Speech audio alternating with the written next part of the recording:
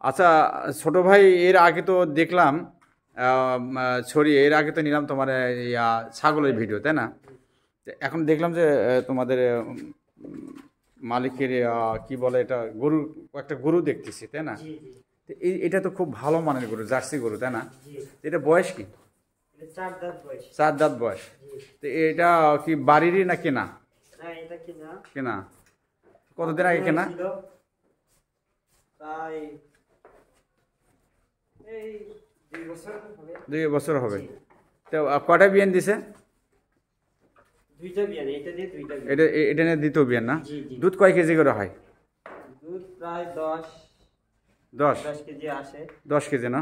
হ্যাঁ। এটা কি এক বেলা যাও ওখানে যায়? এক বেলা? জি, এক বেলা। এক বেলায় 10 কেজি আসে। জি। আর বাকিটা বাছুর বিকালে আবার খাবে। বিকেলে আবার দুয়াবো বিকালে। বিকেলে, তাহলে টোটাল 14-15 কেজি না?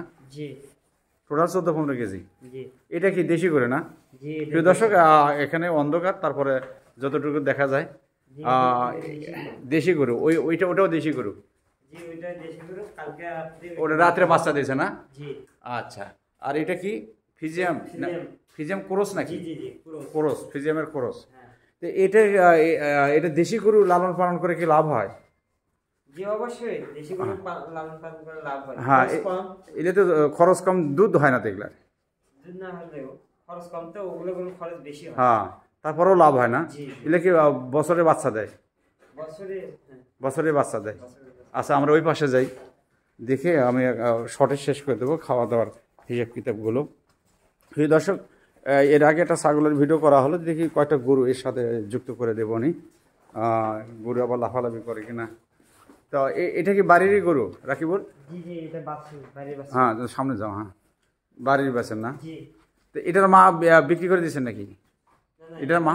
এটার মা ওই যে ওইটা। ওইটার মা ওইটা মানে দেশির পেট থেকে ক্রস হয়েছে, তাই না? জি জি। প্রিয় দর্শক, দেশি পেট থেকে ক্রস হয়েছে, আর ওটা ডাইরেক্ট দেশি। জি জি। এলে দুধ ওটা কয় বিয়ান দিয়েছে ওটা? এটা দুইটা দিছে, আর এবার একটা হইছে বাচ্চা। হ্যাঁ এবার একটা। এবার একটা, দুটাই। এলাকে যে মনে করেন যে ওই সিমেন্ট দেন, বীজ দেন, তাই না? জি জি। বিদেশি বীজগুলো দেন। জি মানে দেশির পেটে বিদেশি বাচ্চা। জি। আচ্ছা। তো যেহেতু এগুলো দেশি গরুর দুধের হিসাবটা নিয়ে লাভ নাই, হ্যাঁ। তা ওটা তো দুধের রেকর্ড জানাই হলো। জি। আর এটার বয়স কত এটা গরুর? এটা সামনে গরুর দাও। 2 দাঁত হবে। 2 দাঁত না? গাভীন হয়েছে। এখন গাভীন হয়েছে না? চলতেছে। 4 মাস চলছে। জি আচ্ছা, যাই হোক, রাকিবুল, আমি তোমার কাছে আর একটা কথা জেনে জানতে চাই, ওই জায়গায় দাঁড়াও, ওই মাঝখানে দাঁড়াও। তো এই যে মানে খামার পক্ষ, খামারের মালিক যে এই যে এতগুলো জিনিসের পরিচর্যা করতেছে, ওই পাশে বেলজিয়াম হাঁসেরও খামার দেখলাম, এই যে গরু খামার বা এই যে ছাগলের খামার, সব কিছু মিলে তো তুমি দেখশন করো, তাই না? জি জি। তাই রেজাল্ট ভালো, তাই না? হ্যাঁ।